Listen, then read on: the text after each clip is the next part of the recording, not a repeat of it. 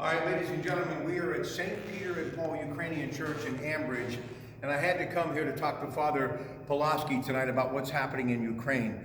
Thoughts and prayers go out to those people and the courage and what they're going through, that I just felt the need coming back tonight to spend a little time with him and Father Walter, who will be here in just a little bit. And I had a conversation with my friend John Diagardi before I came here tonight. He, of course, from Rome Monument. We were just talking about the horrific news that is continuing to come out of that part of the world. And I know your wonderful people that come to this incredible church have to be feeling a lot of pain, because there's a big connection and a lot of family in that part of the world, right, Father? Rob, you're absolutely right. 95 or so % of our parish are American born, and some second, third, fourth generation. But this has certainly brought out their strong feelings of being Ukrainian. Now, 3 or 4 or 5% of our parish are recent immigrants, the last 5 or 10, 15 years or so, and we've been in contact with them. And these folks, these small number of families that we have, they have parents, grandparents, siblings there. And this is horrific. We have one young family that is just, it takes everything they got to sleep to function. There's just so much, there is some connection, they're able to contact some family members, but it is just very, very terrifying for all of us, but especially those who have close loved ones in Ukraine at this time. Over 1 million refugees now have fled across the border. And some of the vision, the visuals that we have seen, as far as the men staying behind, their children leaving, their wives leaving, grandparents leaving, bags being packed, and many people are homeless right now. It's just horrible to see this stuff. Yep, stories of fathers bringing their families to the Polish border, for example, leaving them there and returning to resist.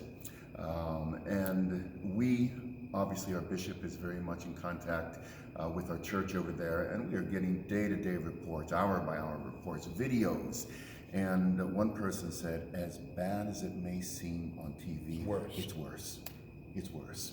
Talk about that part of the world a little bit and those amazing people. And I'm going to talk to Father Walter about this, but for those of us who have grown up in Beaver County, and John Diagardi and I talk about this all the time, there's such a rich history of so many different heritages and ethnic people that have really made Beaver County what it is.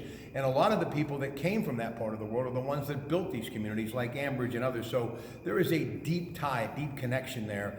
And I want people to understand this really has hit home for a lot of us. Even if we are not of the same faith or same heritage, it still is something that is near and dear to all of us. So talk about the people in that part of the world.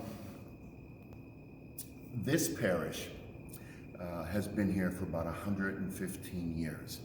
People like my grandparents, they immigrated to this part of the world for jobs. So they left the Ukraine because they wanted the American dream, you know. But there is still, amongst certainly my grandparents, and then even the second, third, fourth generation here, just this strong feeling of being Ukrainian. And these events are just bringing all of that out. Ukrainian people, I've never been to Ukraine, I've never visited, but of course we have so many good friends and so many parishioners.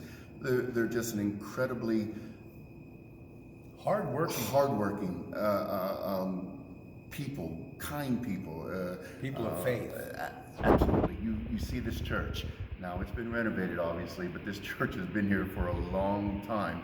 And it came from people like my grandparents and Father Walter's parents, those people whose faith was everything to them. You know, the Ukrainian people don't make this connection between church and religion. I mean, it's kind of, or state and church, you know, they really don't separate that. Their faith is part of who they are as Ukrainian people, and it's just an amazing thing. They live their faith out so strongly. It is so important to them. And they've brought that here, our ancestors, our Ukrainian people.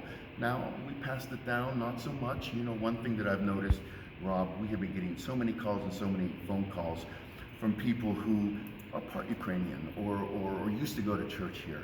But the situation in Ukraine now has brought all of this out, that they feel Ukrainian as if they were born there. So it's all coming out, and it's all coming out in generosity.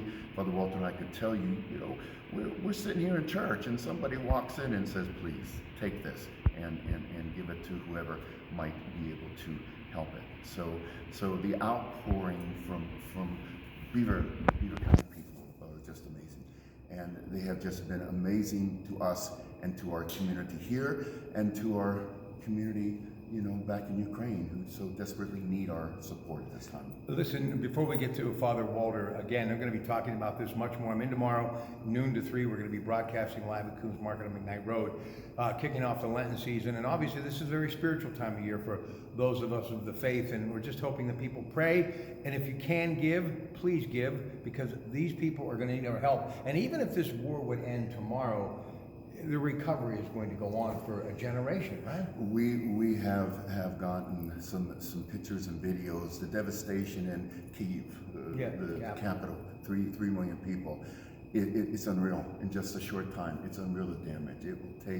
It will take much to rebuild. I have no doubt they will, but it will take time and support and love and help from all of us. Well, the thing that I love about this place, Call Home, it's a melting pot. People of all different races, religious beliefs, and we're all united in this common cause, I believe, to help the innocent people who are being killed because of this senseless invasion by Russia.